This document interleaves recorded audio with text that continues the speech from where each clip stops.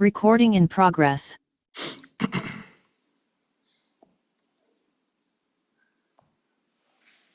Okay, good. Namaskar. Can you hear me, everybody? Okay. So, I'm so delighted to see all of you. We'll start with Mangalacharan, and then we'll see how much time we have to proceed with our Adhik Mas Mahatmya. So, we'll start with Mangalacharan. Shri Ganeshaya Namah. Shri Saraswatyai Namah. Shri Gurubhyo Namah. Om Namo Bhagavate Vasudevaya.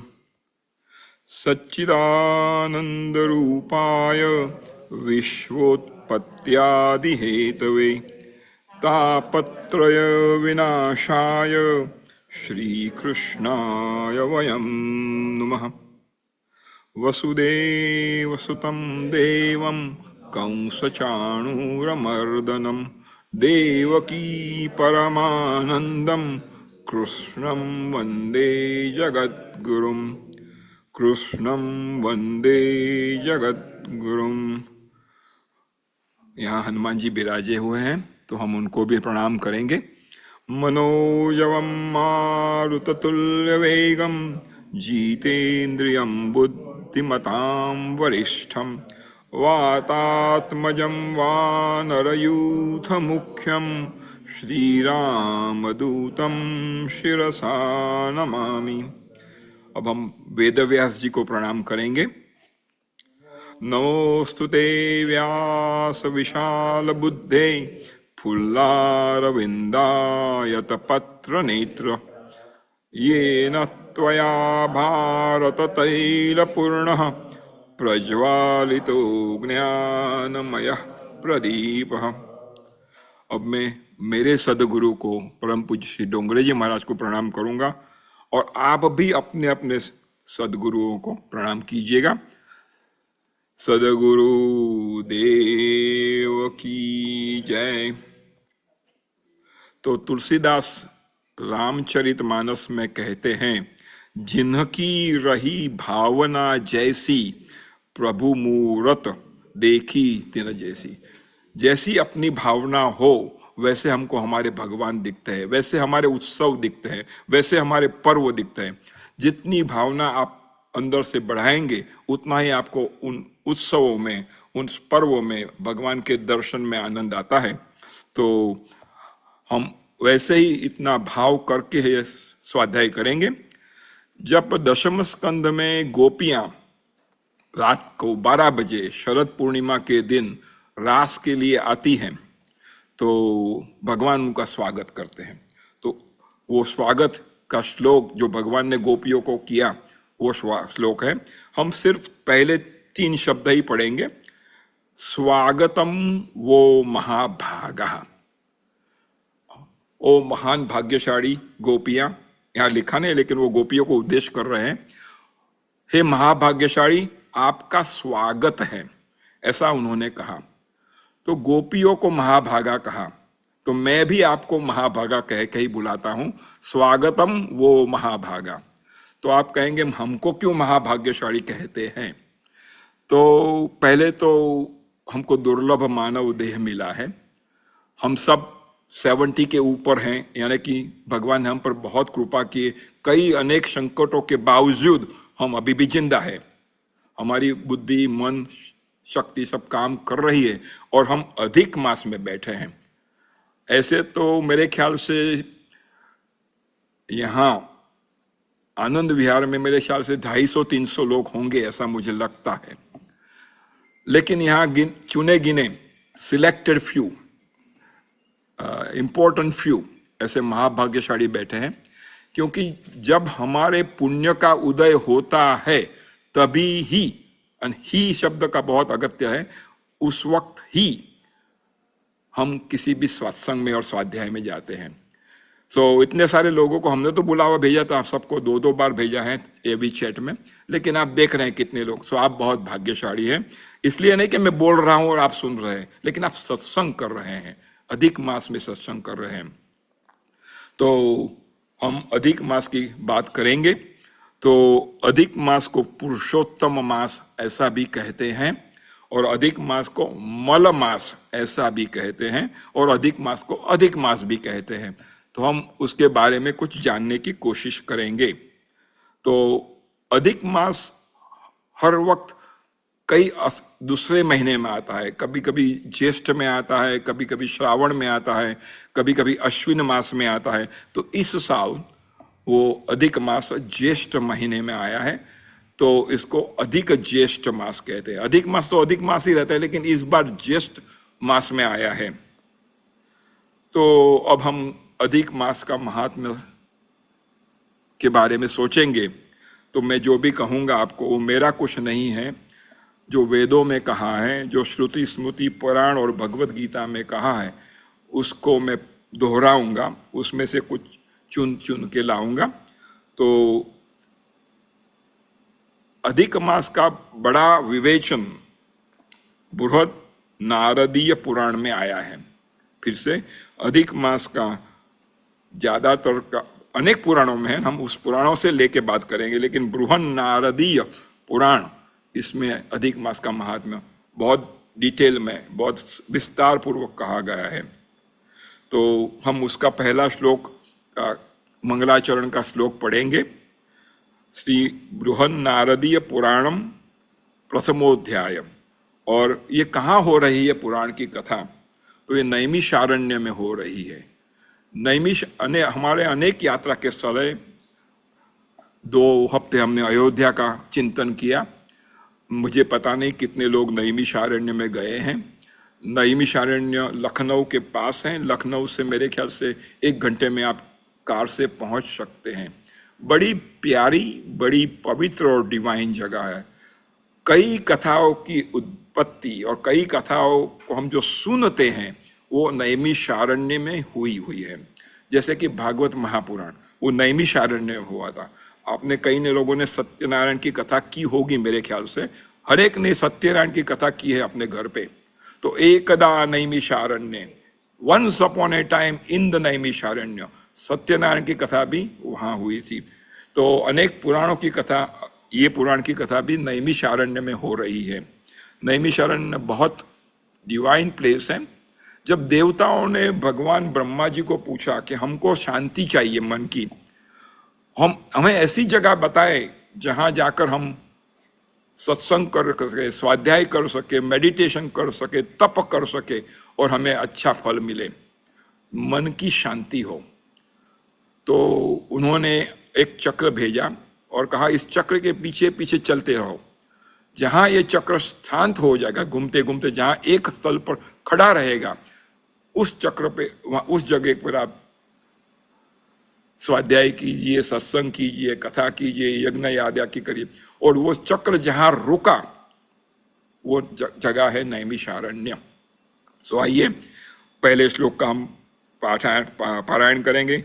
ओम नारायणं नमस्कृत्यं नरं चैव नरोत्तमं देवी सरस्वतीं चैव ततो जय मुदीरयेत्। नरोत्तम नर तथा ओम नारायण एवं देवी सरस्वती का स्मरण करके तथा उनको नमस्कार करके जय को कहे। जय शब्द पुराण के लिए व्यवहृत होता है। तो यहाँ कौन कौन आए थे? जैसे आप सत्संग सुनने आए हैं, तो उस वक्त कौन आए थे और वो कैसे थे? तो ये सब ऋषि जो आए हैं पूर्व काल में मुमुक्षु, ये मुमुक्षु शब्द बहुत अगत्य है, बहुत इंपॉर्टेंट है। जिसको भगवत प्राप्ति की इच्छा है, जिसको भगवान का दर्शन करना है, जिसको मोक्ष की चाह है, उसको मुमुक्ष कहते हैं। और जिसको इसकी चाह नहीं है उसको मुर्मुक्ष कहते हैं। मुमुक्ष और मुर्मुक्ष। ये सब मुमुक्षु आए थे, शौनक आदि। शौनक आदि 88,000 ऋषि है। शौनक आदि, जब भी आप शौनक आदि सुने तो उसका अर्थ है 88,000 ऋषि। जैसे हम कहेंगे अश्विन आदि, तो अश्विन भाई और बाकी के सब। सो शौनक आदि, आदि मीन्स वगैरह वगैरह वगैरह। तो 88,000, 88,000 महात्मा। कैसे थे वो लोग? ब्रह्मवादी ऋषिगण नैमी नामक महारण्य में तप कर रहे थे। वे ऋषिगण जितेंद्रिय, एक एक शब्द प्राप्त में विस्तार नहीं कर सकता वरना तो 3 घंटे चलेगा यह स्वाध्याय। जितेंद्रिय, आहार जित, जिस कि भूख पर जिसकी कंट्रोल है, सत्य पराक्रमी स्थिति में परम भक्ति के साथ आद्य सनातन विष्णु की आराधना कर रहे थे। इसलिए वो मुमुक्ष थे। ये ईर्ष्या रहित, सर्वधर्म ज्ञाता, लोगों पर कृपा करने में तत्पर, ममता रहित, अहंकार रहित, एकाग्र मन से कामनाओं को त्याग करके श्रम प्रकृति गुणयुक्त होकर जटाधारी एवं कृष्ण मुर्ग चर्मधारी थे। वे ऋषिगण समस्त धर्मशास्त्र के अर्थ के तत्ववेत्ता थे। वे सतत परब्रह्म की अर्चना एवं ध्यान में तत्पर, सर्वज्ञ एवं सर्वद्रष्टा और समान ओज वाले, ओज यानी तेज वाले थे, जो नैमिषा कानन में तप कर रहे थे। ये सारे ऋषि वहां तप कर रहे थे और वहां यज्ञ वगैरह कर रहे थे। और उस वक्त सूत जी वहां आते, सूत पुराणी, और उनकी बातें होती हैं। तो ये सारे ऋषि थे, लेकिन उनमें कई बड़े ऋषि थे। They were the big names in the ऋषिगण। तो आप सब अपना गोत्र जानते होंगे, ऐसा मैं जानता हूं। तो आपका गोत्र वाले ऋषि वहां थे कि नहीं, वो देख लेना। जो जो भगवत कथा के रसिक वैष्णव भक्त थे, वे सभी भगवत अमृत का पान करने के लिए दौड़ दौड़ कर आए। कौन कौन आए? भृगु, वशिष्ठ, च्यवन, जो हम च्यवनप्राश खाते थे, गौतम, मेधातिथि, देवल, देवरात, परशुराम, विश्वामित्र, शाकल, मार्कंडेय, दत्तात्रेय, पिप्पलाद, योगेश्वर, व्यास, जिन्होंने इतने सारे पुराण लिखे, और पराशर, जो योगेश व्यास जी के पिता हैं, छाया, शुक, जाजली और जुहू, जन्हू आदि सभी प्रधान प्रधान मुनिगण अकेले नहीं आए थे, अपने अपने पुत्रों के साथ, शिष्यों के साथ और अपनी अपनी स्त्रियों के साथ बड़े प्रेम से वहां आए थे। तो हम जो सुन रहे हैं, तो हम तो इतने सारे क्वालिफाइड नहीं है, लेकिन ये सब इतने बड़े ऋषि उस वक्त आए थे। तो अब मैं कहने जा रहा हूं कि मैं जो कहूंगा वो मेरा खुद का नहीं है, ये सब शास्त्रों का है, मेरे सदगुरु से प्राप्त हुआ है, वेद व्यास मुनि से प्राप्त हुआ है, और अनेक संतों की कथा मैंने सुनी है। वो सब मंत्र हो गए हैं, उसका यंत्र मैं हूं। जैसे ये माइक्रोफोन यंत्र के हिसाब से आपके तक मेरी आवाज पहुंचाता है, वैसे मैं भी ये यंत्र हूं, ये सब मंत्र को आपके तक पहुंचाने के लिए। मेरा हमेशा मानना है कि मनोरंजन होना ही चाहिए, क्योंकि मनोरंजन नहीं करेंगे तो हम डिप्रेस हो जाएंगे। लेकिन मनोरंजन के साथ मनोमंथन भी होना चाहिए। अगर सिर्फ मनोरंजन है तो वो ठीक नहीं है। सो मनोरंजन तो होना ही चाहिए, लेकिन उसके साथ मनोमंथन, entertainment with enlightenment, that is the correct way of doing it. किसी भी चीज का महात्म्य हमें अगर पता न हो तो हम उसके बारे में प्रेम नहीं करते, उसके पीछे दौड़ते नहीं, वहां जाते नहीं, क्योंकि हमको पता नहीं है। तो BAPS के मुख्य संत जो है महंत स्वामी, वो गुजराती में कहते हैं, शायद हिंदी लोगों को पता न चले, नाना विनानो नाथियो नाणे नाथा लाल। अगर पैसे नहीं है तो किरीट भाई को मैं किरीटिया ऐसा कहूंगा, लेकिन जैसे किरीट भाई के साथ बिलियन डॉलर आ जाते हैं तो मैं जाऊँ किरीट भाई, किरीट जी कैसे हो। सो जहां तक मुझे पता है कि वहां उनके पैसे नहीं, जब पैसे है तो मैं उसको माला माल, तो सब उसको मान से बुलाते हैं। तो इसी हिसाब से अगर हमको महात्मा की चीज पता नहीं है तो हम मूर्ख जैसे होते हैं। जब महात्मा की पता चलता है तब हम उसके पीछे भागते हैं। इसके लिए एक दृष्टांत संत लोग बहुत देते हैं। एक आदमी खेडूत, इसको क्या क्या बोलते हैं, खेत करी किसान खेती कर रहा था, वो हल चला के, तो उसको कुछ पत्थरे मिले वहां जमीन से, उसने लेकर घर गया। वो लखोटी जैसे थे, तो उसने अपने बेटे को खेलने के लिए दे दिया। ऐसे 50-60 टुकड़े थे पत्थर के। तो खेलते खेलते उनके पास 10 टुकड़े रह गए। एक दिन उसके घर कोई जोहरी आया, तो उसने उसको चाय पिलाई, और जोहरी देख रहा है कि ये बच्चे पत्थर के टुकड़ों से खेल रहे हैं। तो उसने बच्चे को कहा, मुझे जरा देखने दे। तो बच्चे ने एक पत्थरा दिया, वो जोहरी था। जोहरी, रत्न की कीमत जोहरी ही कर सकता है। तो उसने देखा ये तो 1-1 लाख का हीरा है। तो उसने वो किसान को कहा कि मुझे 1 लाख में एक ये दे दो। तो कहा 1 लाख में? ऐसे तो मेरे पास 50 थे, इसमें से 10 ही रह गए हैं। तो नहीं, ये तो आपको पता नहीं, ये तो बड़ा बड़ा हीरा है। तब उस किसान को पता चला कि उसने बेटे के पास से 10 पत्थर रह गए थे, वो ले लिए और माला माल हो गया। पत्थर तो वही है, लेकिन अब उसको पता चला कि ये पत्थर क्या चीज है। तो हमको जब तक महात्म्य का पता नहीं है, तब तक हम उसका इंपॉर्टेंस नहीं जानते, उसको मान नहीं देते, उससे प्रेम नहीं करते, उसमें विश्वास नहीं करते। तो विनय पत्रिका करके एक बड़ा अच्छा ग्रंथ है, तुलसीदास ने लिखा है, जाने बिनु न होई प्रतीति। Without knowing you don't feel, उसमें विश्वास नहीं होता। विश्वास के बिना प्रीति नहीं होती, और प्रीति के बिना भक्ति नहीं होती। कैसे नहीं होती? जैसे पानी में वो जो गीला होता है, क्या बोलते हैं, लील, तो वहाँ वो चिकनाई होती है, वो ठहरती नहीं, वो हट जाती है। तो जब तक हमको विश्वास नहीं, जब तक हम जानते नहीं, तब तक हमें भी वहाँ दृढ़ भक्ति या विश्वास नहीं होता। अधिक मास की अब बात करेंगे, ये सब इंट्रोडक्शन था। अधिकस्य अधिकम फलम, अधिक मास में अधिक फल है, उसकी बात करेंगे। अब हम एक छोटा सा वीडियो देखेंगे जो परम पूज्य भाई श्री ने अधिक मास के पहले दिन ही आशीष रूप में और थोड़ा चिंतन करने के हिसाब से दिखाया था। श्री हरिं परमानंदम उपदिष्टारमीश्वरम व्यापकम सर्वलोकानां कारणं तन्नमाम्यहम्। भगवान श्री हरि को सदैव दंडवत। आप सभी को जय श्री कृष्ण। इस वर्ष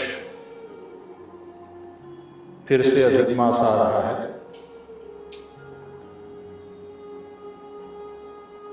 पवित्र पुरुषोत्तम मास का हमारे शास्त्रों में विशेष महत्व है।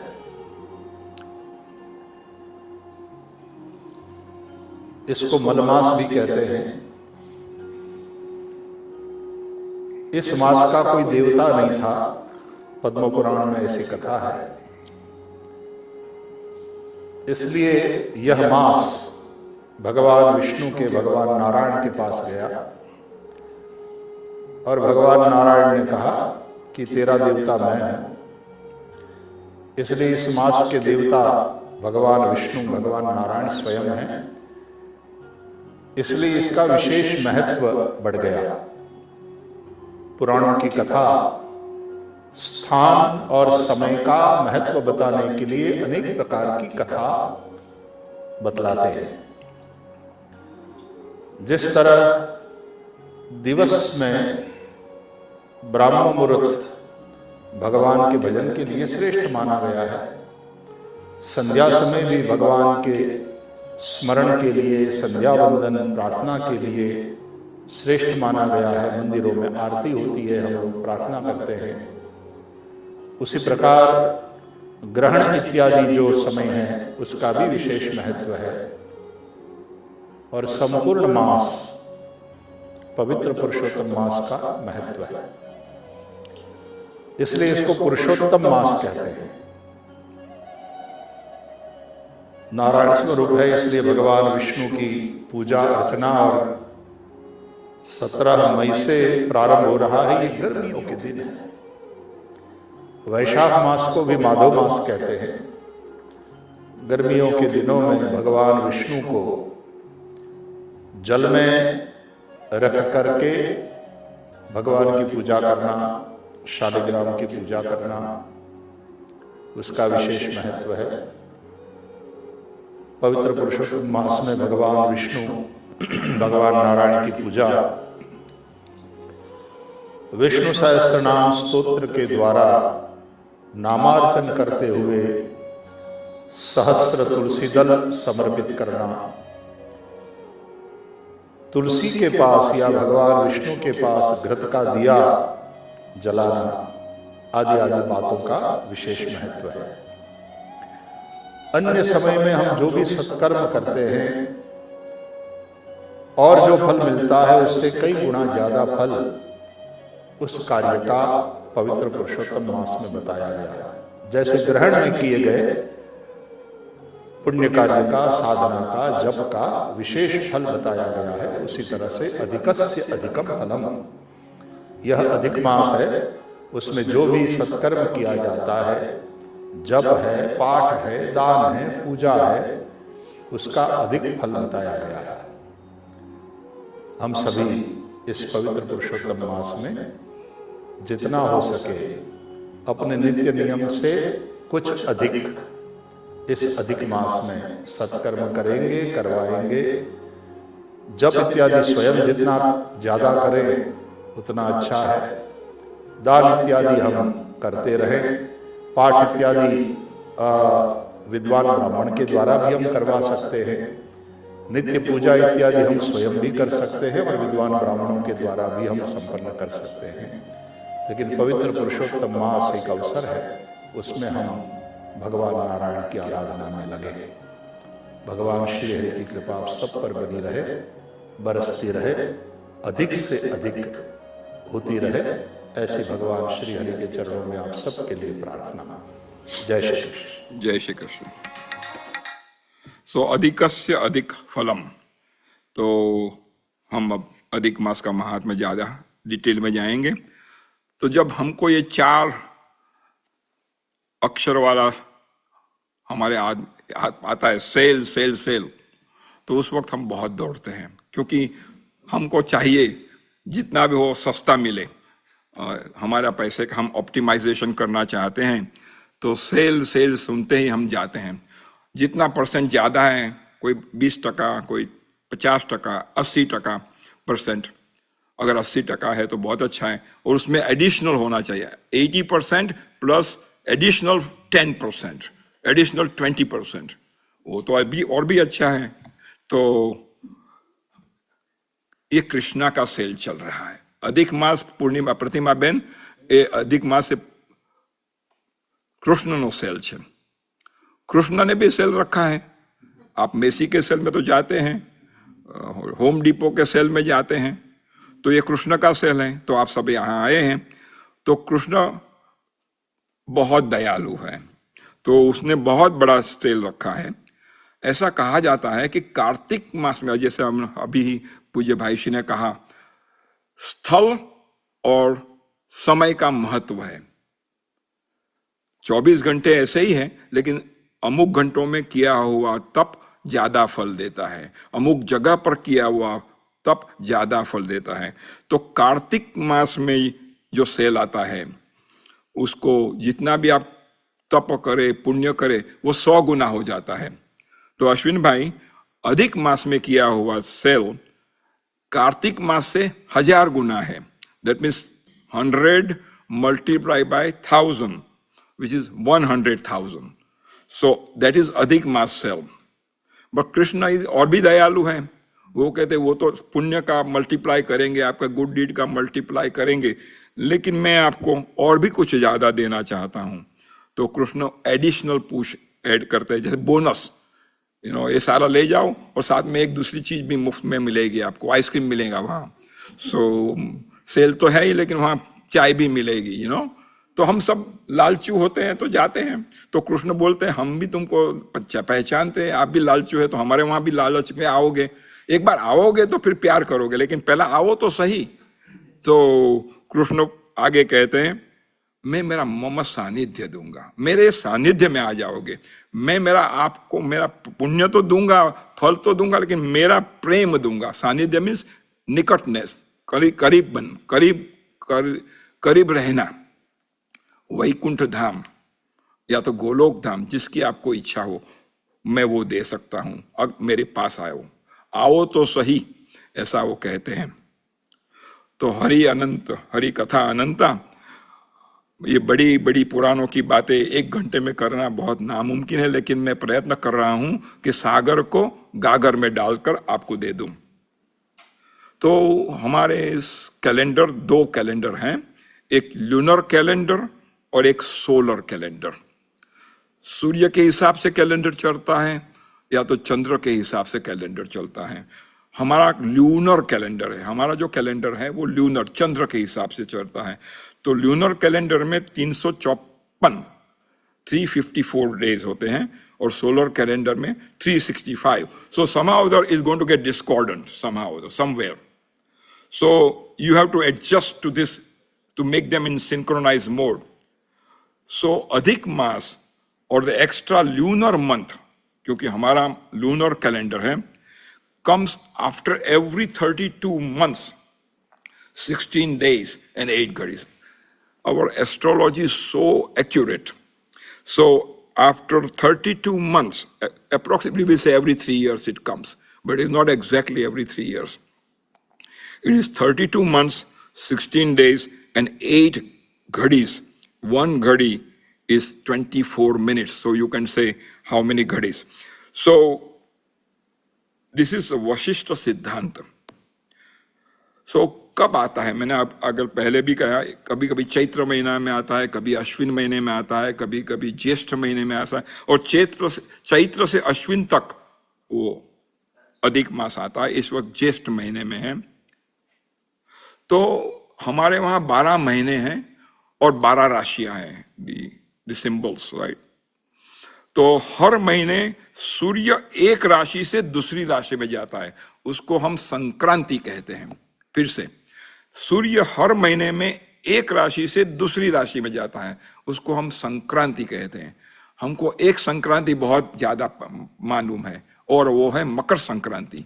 उस वक्त भी मकर राशि में सूर्य जाता है 14 जनवरी को, इसलिए वो मकर संक्रांति भी बहुत फलदायी है। तो हर महीने में जाते, लेकिन इस मल मास में, इस अधिक मास में कोई तिथि नहीं, क्योंकि 12 ही तिथि है, 12 ही राशि है, तो सूर्य किसी राशि में नहीं जाता है। इसीलिए ये 12 अधिक मास के दिन कोई शुभ मुहूर्त नहीं होता। हम जो भी करते हैं तो हम शुभ मुहूर्त, शादी करते हैं, घर में प्रवेश करते हैं, कुछ भी करते हैं तो हम मुहूर्त देख कर करते हैं। लेकिन इस महीने में सूर्य किसी राशि में नहीं जाता, इसलिए कहीं भी इसमें शुभ मुहूर्त नहीं है। सो क्या हुआ, इस वक्त आप कुछ नया बिजनेस नहीं कर सकते, आप नई वेंचर नहीं कर सकते, कुछ नया खरीदने को आप छोड़ देंगे अधिक मास में। सो अच्छी अच्छी चीजें, शुभ मुहूर्त जिसमें चाहिए वो नहीं कर सकते।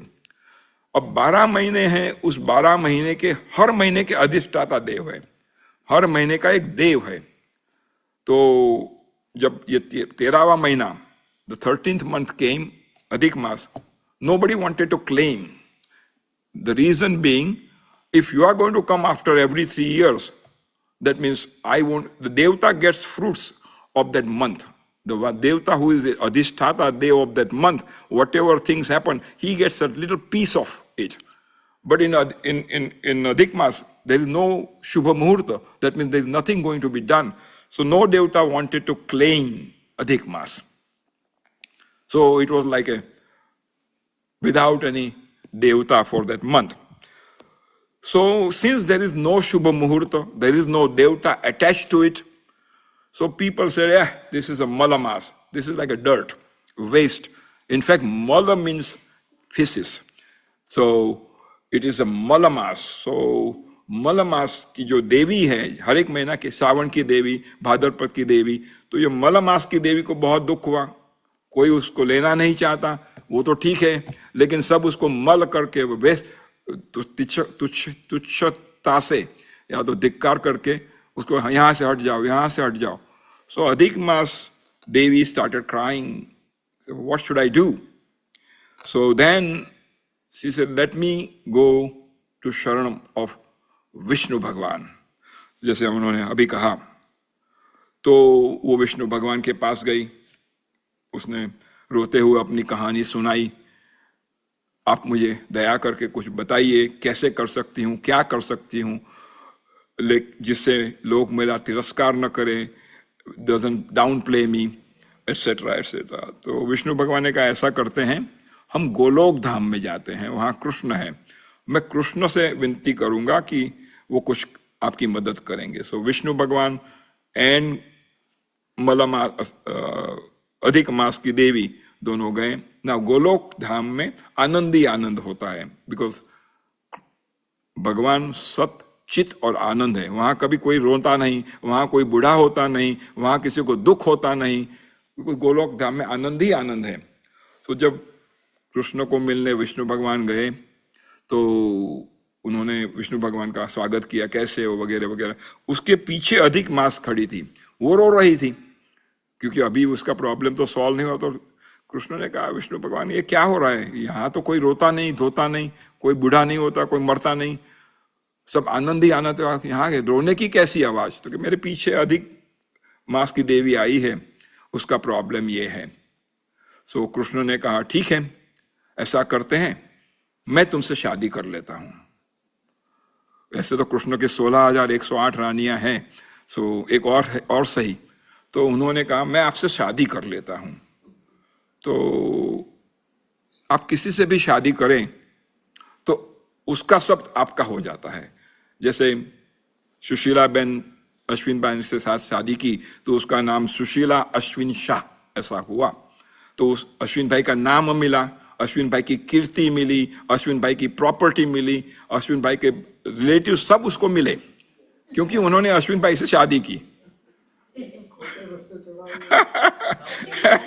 अश्विन भाई मेरे दोस्त है, मुझे कल खाना नहीं खिलाएंगे क्योंकि मैंने ये सब कहा है उनके लिए, क्योंकि आज अब सुशीला बेन क्लेम करेंगी सब चीजें. तो जो भगवान कृष्ण का है वो सब, क्योंकि उसकी शादी की ना, तो उसको नाम मिल गया. भगवान का नाम पुरुषोत्तम है तो उसको पुरुषोत्तम नाम मिल गया. मल मास निकल गया, वो सब निकल गया, उसको सब पुरुषोत्तम मास. और भगवान सत चित और आनंद है, अनेक गुणों के हैं, वो पवित्र है, दिव्य है, तो ये भी दिव्य होने लगा.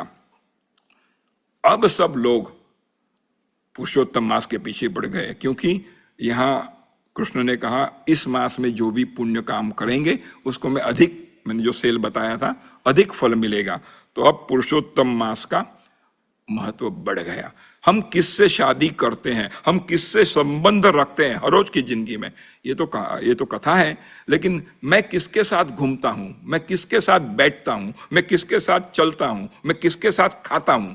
A man is known by the company he keeps. अगर मैं कल से बार में जाकर दारू वाले पीने वाले लोगों से बैठूंगा तो आप कहेंगे आज भलोतकर बिगड़ गया है, तो और शायद मैं भी दारू पीने लगूंगा.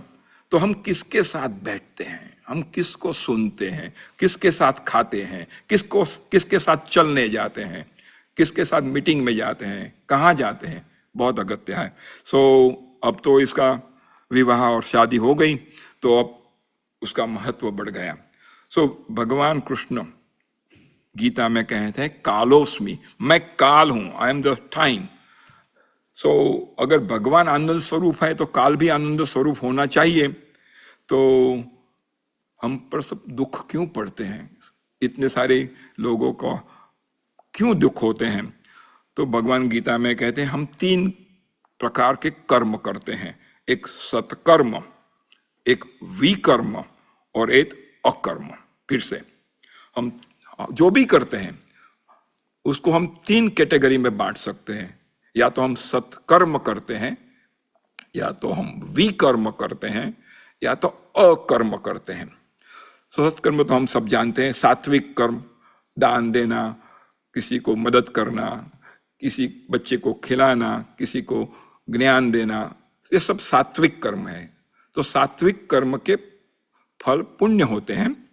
विकर्म मीन्स तामस कर्म, किसी को मारना, किसी का ले लेना, किसी को दुख देना, ये सब तामसी कर्म है, तो उसको पाप मिलता है। तो ये फल है। सो ये फल हमको बांधते हैं। क्यों बांधते हैं? क्योंकि उस फल को हमारे जीवन में आना है, अगले जीवन में आना है, इस जीवन में आना है, कई साल कई जन्मों के बाद आना है, लेकिन वो फल हमको बांधते हैं। सात्विक कर्म को और उसके फल को हम सोने की जंजीर बताएंगे, लेकिन जंजीर तो जंजीर है, सोने की हो या लोखंड की हो, वो हमको बांधती है। और विकर्म को हम लोखंड की जंजीर बताएंगे, तो लोखंड की जंजीर भी बांधेंगी। जंजीर बांधती है, सोने की हो या लोखंड की हो या चांदी की हो या ब्रास की हो, क्या फर्क पड़ता है? मैं तो बंध गया हूं, क्योंकि हमारे कर्म हमारे पीछे, जैसे मैग्नेट के पास अगर आप आयरन की रचकण पोतेंगे तो सब रचकण मैग्नेट को चौंट जाएगी। इसी हिसाब से कर्म के फल सतत हम पर चिपक के रह जाते हैं, जहां जाएंगे वहां हमारे कर्म हमारे पीछे आएंगे। सत्कर्म करने से अच्छा तो है, लेकिन वो हमको बांधते हैं। तो इसीलिए गीता में कहते हैं अकर्म करो, ये कर्म योग है। तो अकर्म करना माने क्या? तो अकर्म करना यानी मैं जब भी कुछ काम करता हूं उसका फल मुझे नहीं चाहिए। काम करने से पहले ही मैं कह देता हूं कृष्णार्पणमस्तु, ये काम जो मैं कर रहा हूं उसका फल मुझे नहीं चाहिए, मैं कृष्ण को दे रहा हूं। अब फल वो मुझे बांधने नहीं, क्योंकि मैंने फल लिए नहीं, जो फल लिए नहीं वो मुझे चिपके नहीं है, तो उसके लिए मुझे पुनर्जन्म लेने की जरूरत नहीं है। ये अकर्म का सिद्धांत है। तो नारद मुनि कहते हैं कि दुख हमको क्यों हुए? तो कृष्ण विस्मरण, जब हम भगवान को भूल जाते हैं उस वक्त हम पाप करते हैं और हम दुखी होते हैं। तो पुरुषोत्तम शब्द किस किस को लागू होता है, किस किस को हम पुरुषोत्तम कहेंगे? तो हम 3 ही जगह पुरुषोत्तम का शब्द उपयोग किया जाता है। सबको हम पुरुषोत्तम नहीं कह सकते। पुरुष उत्तम, पुरुषों में उत्तम, उसको पुरुषोत्तम कहते हैं। तो कृष्णा ये पुरुषोत्तम है, ये पुष्टि पुरुषोत्तम है, इसके बारे में हम डिटेल में नहीं जाएंगे। राम ये मर्यादा पुरुषोत्तम है, और विष्णु ये नारायण पुरुषोत्तम है। तो विष्णु सहस्रनाम अभी हमने उसका पठन किया, उसके 30वें श्लोक के 24वें नाम पर विष्णु भगवान का नाम है पुरुषोत्तम। तो भगवत गीता के 15वें अध्याय के 18वें श्लोक में भगवान कहते हैं अर्जुन को, यस्माक्षरमतीतोऽहम् अक्षरादपि चोत्तमः अतोस्मि लोके वेदे च प्रथित पुरुषोत्तम। मैं नश्वर सांसारिक पदार्थों और यहां तक कि अविनाशी आत्मा, हमारा में जो आत्मा है वो अविनाशी है, उससे भी परे हूं। Are you with me? संसार के ये सब चीजें जो हमें दिखते हैं उससे भी परे, और हमारे में जो आत्मा है उससे भी परे, बिकॉज वो परमात्मा है। मैं परे हूं, आई एम बियॉन्ड दैट। इसीलिए फॉर दैट रीजन वेदों और स्मृतियों में दोनों ही में मेरा दिव्य नाम पुरुषोत्तम है। फिर आगे कहते हैं 19वें श्लोक में, हम गीता का पाठ करते हैं, ट्यूसडे को हमने किया था 15वां अध्याय। यो मामेव असम्मूढ़ो जानाति पुरुषोत्तमं स सर्वविद भजति मां सर्वभावेन भारत। ये और वो जो लोग संशय रहित मुझे पुरुषोत्तम के रूप में जानते हैं, वास्तव में वे पूर्ण ज्ञान से युक्त हैं। हे अर्जुन, ये पूर्ण रूप से मेरी भक्ति में तल्लीन रहे। जो एक बार पता चला कि ये पुरुषोत्तम है तो हम उससे ही साथ चिपकेंगे, किसी और के साथ नहीं जाएंगे। तो अब हम जान गए कि मलमास को पुरुषोत्तम मास क्यों कहते हैं और उसका कितना महत्व है। तो उसके पीछे पद्म और स्कंद पुराण में कथा आती है कि कृष्ण पांडवों को वनवास मिला था, तो वो लोग वहां गए थे वन में। तो कृष्ण भगवान उनको मिलने जाते हैं, उनको पांडव लोग उनको प्रिय है, वो धर्म प्रधान है। तो युधिष्ठिर ने पूछा कि हमको ये दुख क्यों मिलता है, ये क्यों मिला हमको वनवास वगैरह। तो उसकी जो कथा है, तो कृष्ण कहते हैं मैं आपको कहूंगा, लेकिन मैंने जो सुना है वो कथा सूत गोस्वामी अनेक ऋषियों को नैमिषारण्य में बताते हैं, जो हमने पहले उससे शुरू किया था। वही कथा सुखदेव जी परीक्षित को हस्तिनापुर में कह रहे हैं, और यही कथा नारायण भगवान नारद को बद्रिकाश्रम में कह रहे थे। वो कथा एक ही है, लेकिन कथा ये क्या है।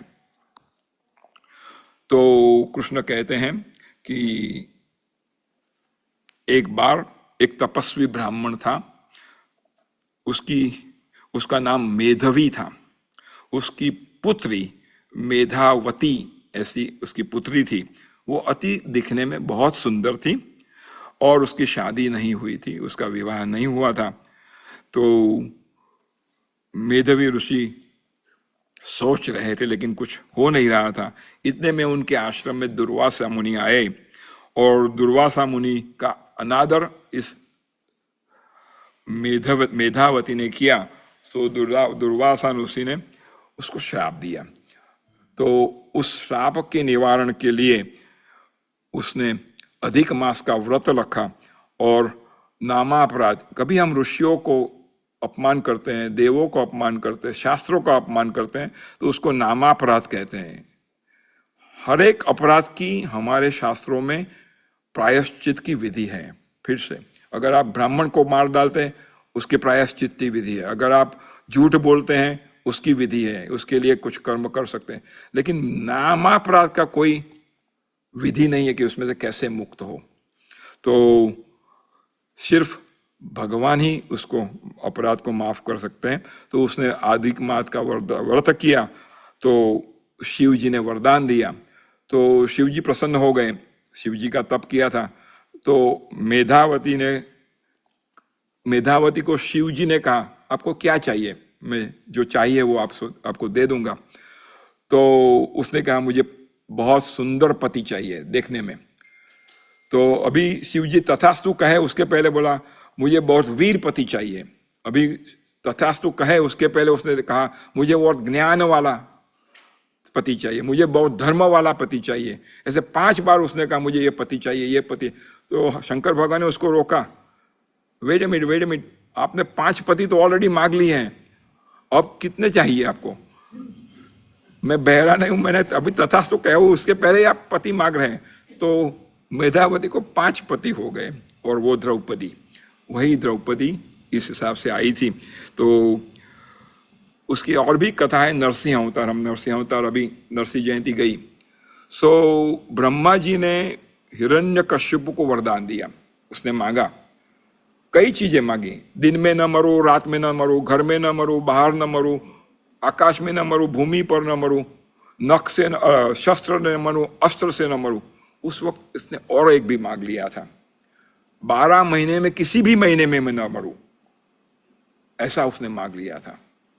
तो भगवान ब्रह्मा जी ने तो तथास्तु कह दिया था, लेकिन वो भूल गया कि हिंदू कैलेंडर में 13वां महीना आता है।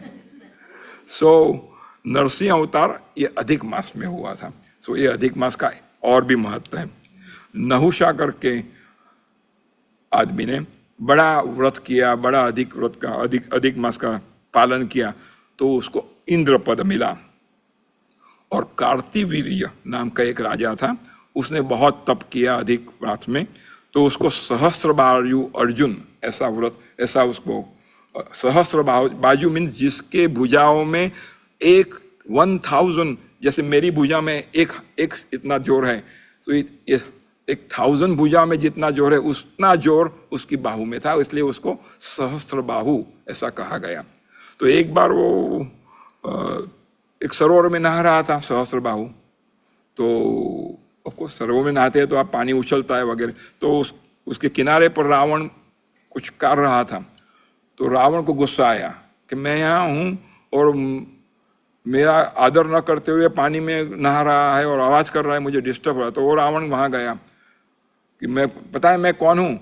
मुझे डिस्टर्ब हो रहा है, तो सहस्त्रबाहु ने उसकी ओर देखा भी नहीं, ऐसा उसको पकड़ा और ऐसा करके फेंक दिया। Now Ravan was such a huge person, such a powerful person, so that is what Sahastrabahu was. So हम इसको छोड़ देंगे क्योंकि हमने देख लिया है, समय बढ़ रहा है, ये भी छोड़ देंगे। तो हमारे शास्त्र कहते हैं क्या करें और क्या न करें, आदेश और निषेध। डॉक्टर भी आए, मैं डॉक्टर हूं, जब आप मेरे पास आएंगे तो मैं कहूंगा ये करना है और ये नहीं करना है। अगर आपको हार्ट की बीमारी है तो आप मेरे पास आएंगे तो मैं कहूंगा क्या क्या आपको करना है और क्या क्या नहीं करना है। सो शास्त्र भी हमारे यही कहते हैं कि क्या क्या करो और क्या क्या न करो। सो dos, what we say in English, do's and don'ts. So अधिक मास में हमको क्या करना है, तो अभी परम पूज्य भाई श्री ने भी कहा ब्रह्म मुहूर्त बड़ा मंगल मुहूर्त है। तो ब्रह्म मुहूर्त कब आता है? तो सूर्योदय होने के 1 कलाक और 36 minute, it's almost 1 hour 40 minutes before the designated सूर्योदय इज अ ब्रह्म मुहूर्त। उसमें किया हुआ स्नान, उसमें की हुई पूजा, उसमें किया हुआ तप अधिक फल देता है। अधिक मास में और क्या करेंगे? किसी पवित्र नदी और स्थान में जाकर स्नान करेंगे। तो किरीट भाई मुझे पूछेंगे मैं तो चल नहीं सकता, इतना दूर जा नहीं सकता, और यहाँ कोई पवित्र नदी तो है नहीं टंपा में, तो मैं कहाँ स्नान करने जाऊंगा? तो किरीट भी को मुझे कहना है कि अगर आप मन से गंगा को बुलाएंगे तो गंगा आपके पानी में जहां भी आप स्नान कर रहे हैं आएगी। तो हमारा ये श्लोक है बात स्नान करने के लिए, गंगा गंगेति यो ब्रूयात् योजनानां शतैरपि मुंचते सर्व पापेभ्यो विष्णुलोकम स गच्छति। गंगा गंगा हे गंगा हे गंगा, ऐसा जो ब्रूयात मीन्स बोलता है स्नान करने के लिए, स्नान करते वक्त, तो योजनानां शतैरपि, भले ही वो हजारों मील दूर हो फिर भी वो आती है और हमको पाप से मुक्ति करती है। तो आप कहेंगे ये तो हमारे दिमाग में जाता नहीं है, ये ऐसा कैसा हो सकता है? गंगा वहीं हरिद्वार में पड़ी है, हम यहाँ हैं, वहां से कैसे आएगी? तो अगर मैंने आपको 50 साल पहले कहा होता कि मैं यहाँ, मेरा कंप्यूटर है, आप इसे यहाँ देख सकेंगे, मेरा यहाँ जूम चल रहा है और इंडिया में कोई अहमदाबाद में अभी देख रहा है, तो आप कहेंगे भालोदकर पागल हो गया है, भालोदकर का दिमाग खराब हो गया। यहाँ मैं कर रहा हूँ और इंडिया में मगन भाई कैसे देखेंगे, यहाँ से कनेक्शन कैसे जाएगा? लेकिन हो रहा है, अभी हो रहा है। 50 साल पहले ये नामुमकिन था। इसी हिसाब से सर्टन थिंग्स आर फैक्चुअल, फिर से certain things are factual but inconceivable. हमारे दिमाग अल्पमति वाला है, तो हमारे दिमाग में, जो हमारे दिमाग में हम सोच नहीं कर सकते, वो हम सच मानने के लिए तैयार नहीं होते। तो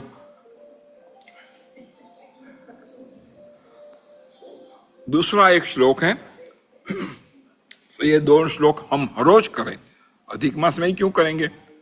तो दूसरा श्लोक है, हम भारत की नदियों को आह्वान करेंगे, गंगे च यमुने चैव गोदावरी सरस्वती नर्मदा सिंधु कावेरी जलेस्मिन् सन्निधि कुरु। हम इन दो नदियों को आह्वान कर रहे हैं। कौन सी नदियों को आह्वान करें? गंगा, यमुना, गोदावरी, सरस्वती, नर्मदा, सिंधु, कावेरी। जलेस मीन्स इस जल में, अस्मिन जले, सन्निधि मीन्स आए, कुरु। सो संस्कृत की बहुत बड़ी मजा आती है जब संस्कृत आता हो तो।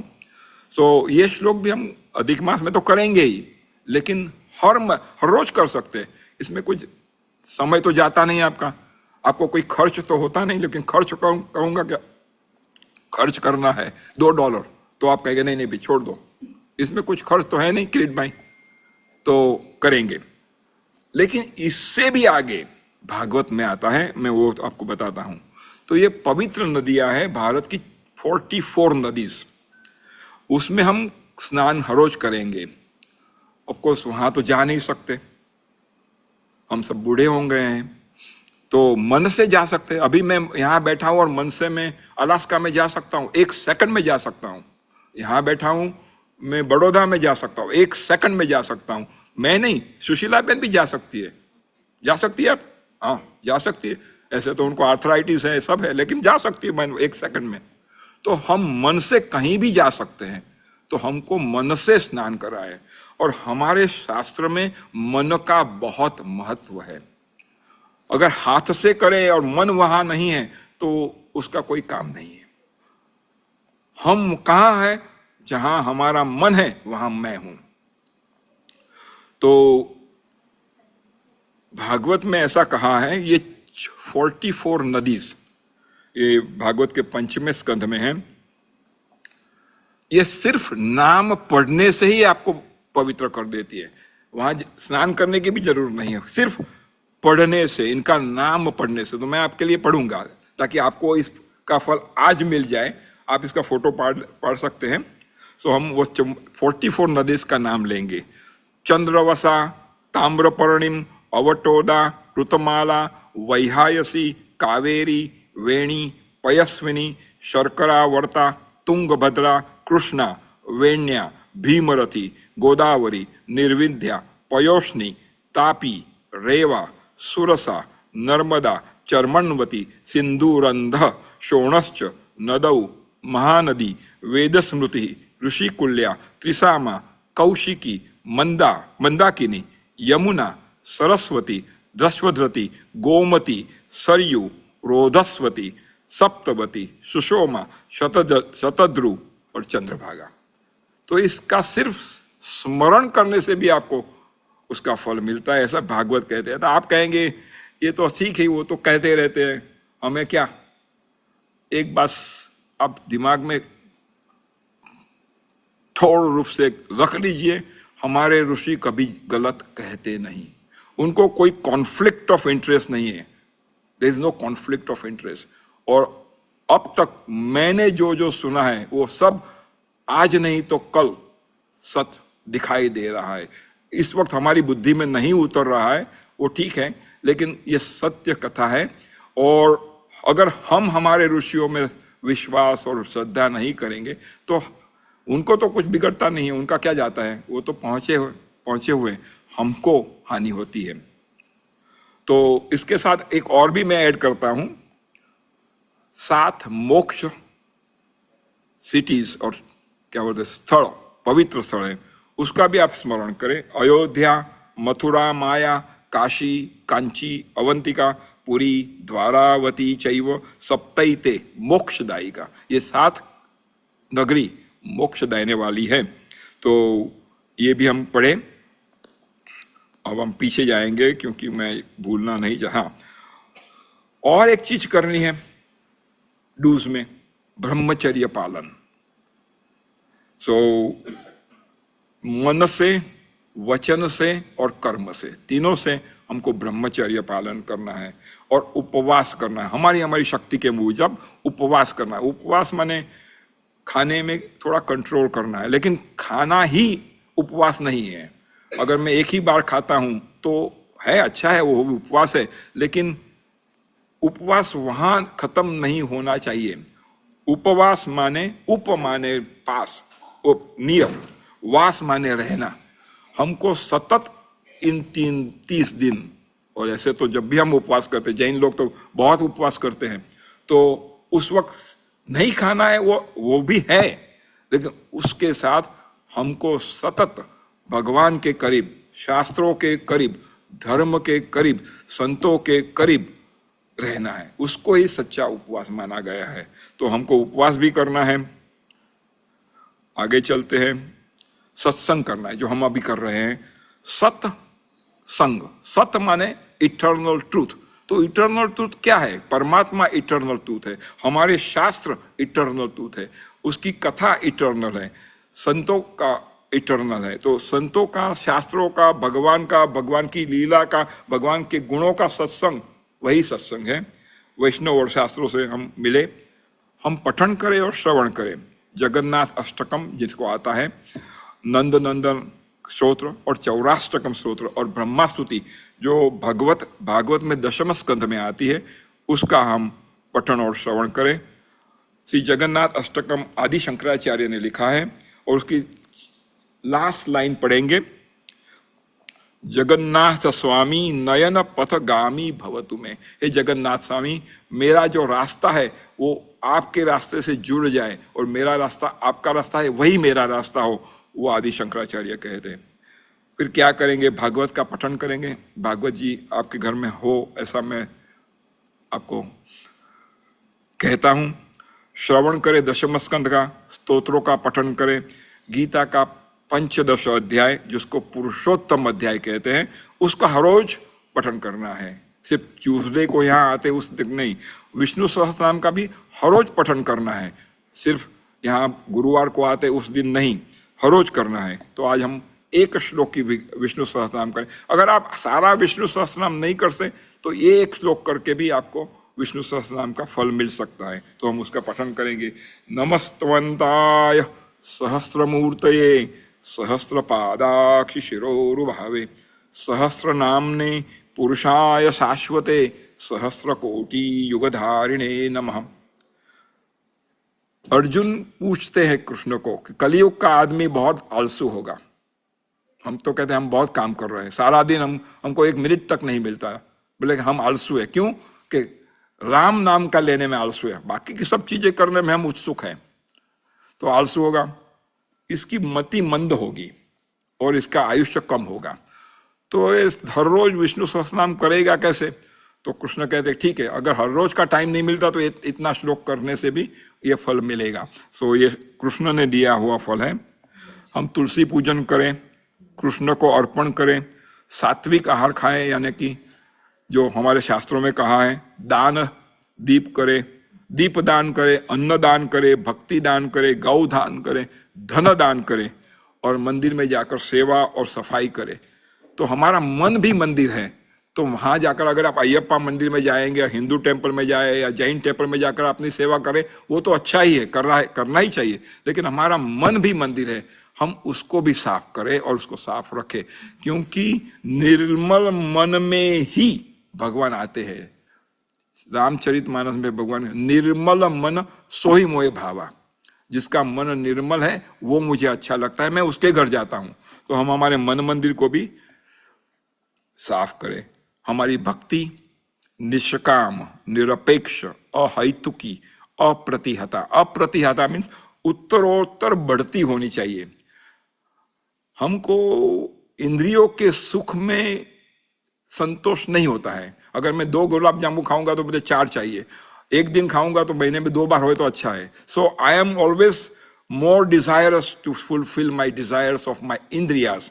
सो उसमें हम संतुष्ट नहीं होते। लेकिन मैं अगर आधा घंटा भक्ति करता, बहुत भक्ति करता, आधा घंटा तो बहुत हो गया, उसमें हम संतोष मान लेते हैं।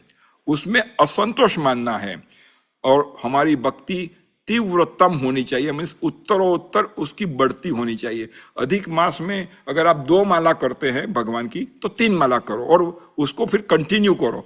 अगले अधिक मास में उसको 4 बना देना। सो जो आप इंक्रीज करते हैं भक्ति को, वो अपनी भक्ति को उत्तरोत्तर बढ़ाएं। अव्यभिचारिणी, भगवान से कुछ मांगना नहीं है, निरंतर मीन्स कांस्टेंट होनी चाहिए। आज किया और फिर अगले महीने करेंगे ऐसा नहीं।